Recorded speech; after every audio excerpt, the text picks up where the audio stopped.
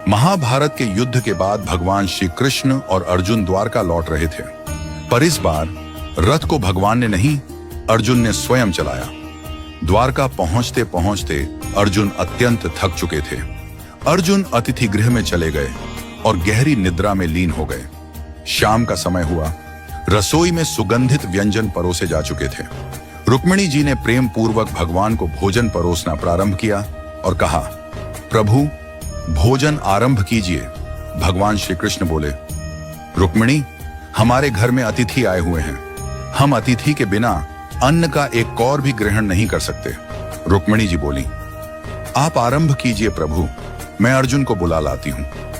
रुक्मिणी जी जब अतिथि भवन पहुंची तो देखा अर्जुन गहरी निद्रा में थे, किंतु वह निद्रा भी साधारण नहीं थी। उनके रोम रोम से कृष्ण कृष्ण की ध्वनि प्रस्फुटित हो रही थी। उनके पूरे शरीर से ऐसा प्रतीत हो रहा था मानो हर कोशिका भगवान का नाम जप रही हो। रुक्मिणी जी उन्हें जगाना भूल गईं। उनके नेत्र नम हो गए। वह वहीं खड़ी हो गईं और मंद मंद स्वर में ताली बजाने लगी, जैसे किसी हरि कथा में प्रेम से भीगी भक्तिन हो। उधर भगवान श्री कृष्ण ने नारद जी से कहा, नारद देखो तो सही, भोग ठंडा हो रहा है, कोई अर्जुन को बुलाकर लाए भी या नहीं। नारद जी तुरंत वीणा लेकर अतिथि भवन पहुंचे। उन्होंने वहां का दृश्य देखा तो स्तब्ध रह गए। अर्जुन का रोम रोम कीर्तन कर रहा था, रुक्मिणी जी ताली बजा रही थी। नारद जी को दिव्य प्रेम का साक्षात्कार हुआ। वे भी अर्जुन को जगाना भूल गए और वहीं बैठकर अपनी वीणा पर गोविंद गोविंद का मधुर कीर्तन करने लगे।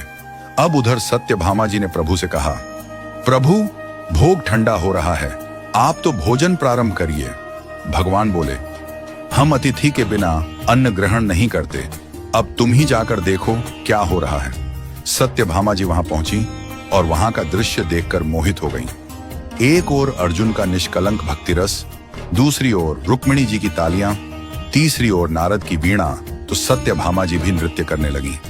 उनका मन उस भाव में इतना डूब गया कि वह भी अर्जुन को जगाना भूल गई। उधर भगवान बोले, सब कहते हैं भोग ठंडा हो रहा है, पर कोई हमें बुलाने वाला नहीं। लगता है मुझे स्वयं चलकर देखना पड़ेगा कि वहां ऐसा क्या हो रहा है जिसमें सब हमें ही भूल गए हैं। भगवान श्री कृष्ण वहां पहुंचे और जो दृश्य देखा वह अद्भुत था। भगवान के नेत्र सजल हो गए, प्रेम के अश्रु उनके नेत्रों से बहने लगे। उन्होंने धीरे से आगे बढ़कर अर्जुन के चरणों को अपने करकमलों से दबाना शुरू किया। जैसे ही भगवान के अश्रु अर्जुन के चरणों पर गिरे, अर्जुन चौंक कर उठे।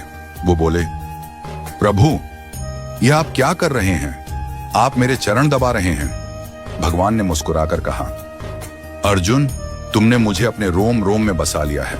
तुम्हारा हर कण मेरा नाम जपता है। जो मुझे इतना प्रेम करता है वह मेरे लिए सबसे प्रिय होता है। जो भक्ति न दिखावे की हो, न प्रयत्न की, जो भक्ति स्वाभाविक हो, जो भक्ति सांसों में बसी हो, जो प्रेम निराकार न होकर सजीव हो, वही प्रेम प्रभु को बांधता है।